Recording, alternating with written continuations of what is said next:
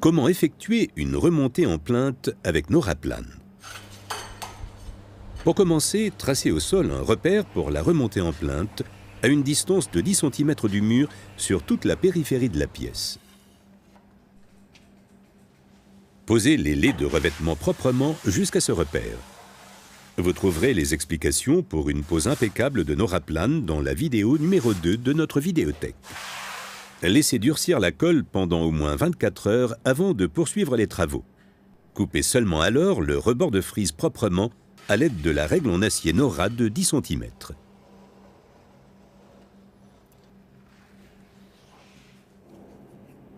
Appliquez la bande de colle sur le mur. Le dérouleur garantit automatiquement la bonne hauteur.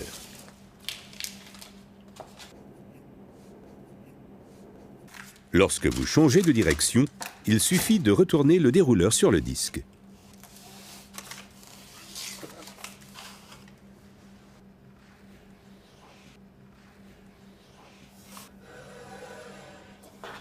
Coupez et retirez environ 2 cm de papier de protection en bas.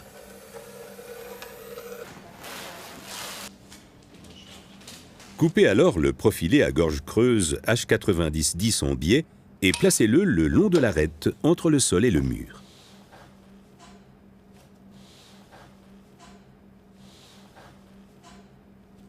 Réalisez tous les angles proprement.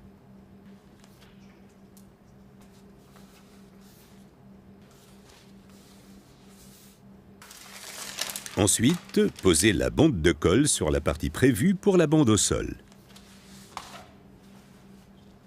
Retirez les parties se chevauchant.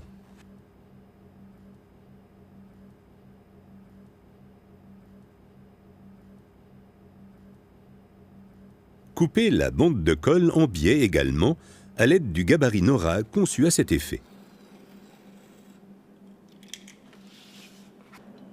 Maintenant, découpez des bandes de revêtement de 19 cm de largeur et coupez les angles facilement et rapidement à l'aide des gabarits Nora.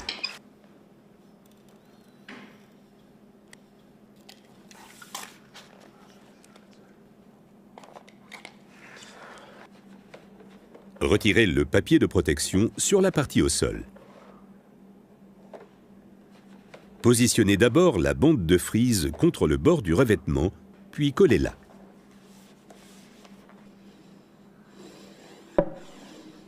Maintenant, collez la bande de frise sur le mur.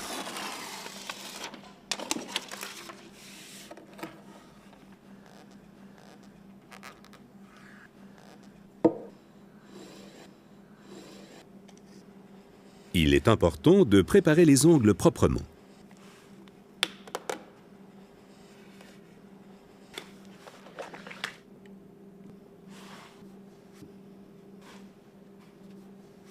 Pour la finition des angles, utilisez ici aussi les gabarits Nora.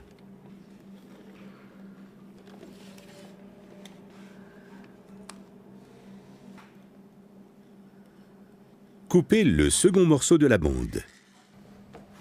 Positionnez-le le long du bord du revêtement en partant de l'angle, puis collez-le.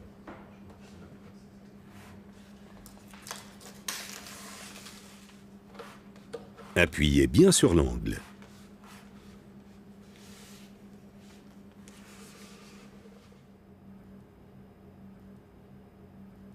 Ensuite, élargissez le joint entre la frise et la surface de revêtement à l'aide d'une fraiseuse manuelle.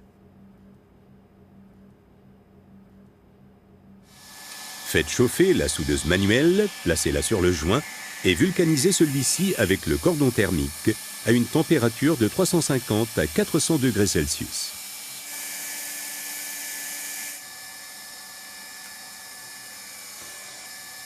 Réalisez le premier arasage avec un guide de 0,7 mm.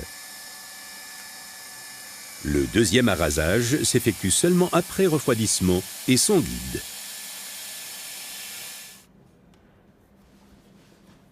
Maintenant, préparez les angles pour la pâte de vulcanisation à un composant.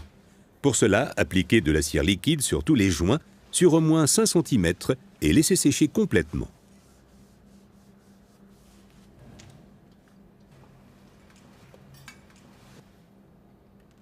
Procédez aux travaux de finition des joints à l'aide des gabarits, d'une gouge manuelle et d'un couteau.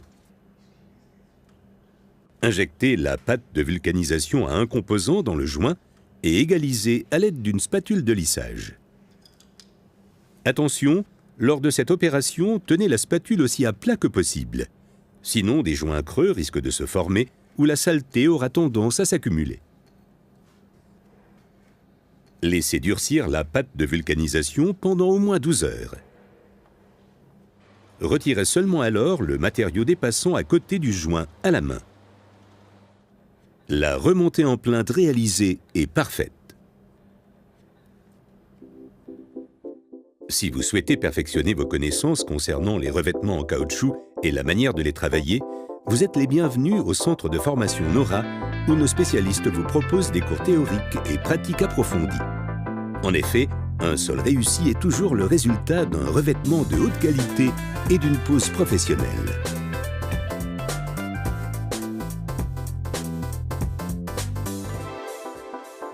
Pour tout renseignement au sujet des offres de formation à proximité de chez vous, consultez www.nora.com/trainings.